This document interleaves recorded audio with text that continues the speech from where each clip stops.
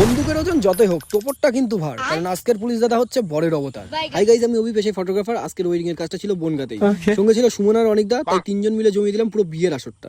প্রতিদিনের মতো হাজির হলাম আমরা সবার আগে। ঠাকুরমশাই এলেন পরে, আর ঠাকুরমশাই এলে কিন্তু আসল বিয়ের গল্পটা করে।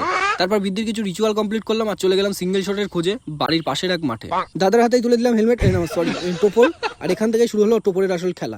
আজকে দাদাকে যেখানে যেতে বলেছি সেখানেই গেছে হাসি মুখে, সেটা মাঠে হোক বা ঘাটে, কোনো অভিযোগ নেই মুখে। তাই আজকে শুটটা চলছিল একদম সুখে।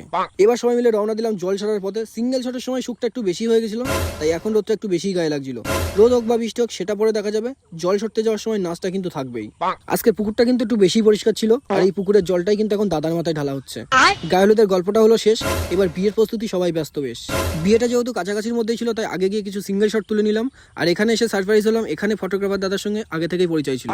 আর এখানে এসে আরেকটা সারপ্রাইজ হলাম, দাদার এন্ট্রির সময় দেখি দাদার থেকে কোলবারটা একটু বেশি বড়।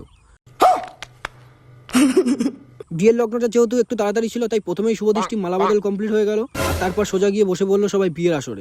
এরপর হলো খৈদান, তার কিছু সময় পরে সিঁদুরদান। দাদা বৌদির নতুন অধ্যায়, আজকের গল্প এখানেই থামাই।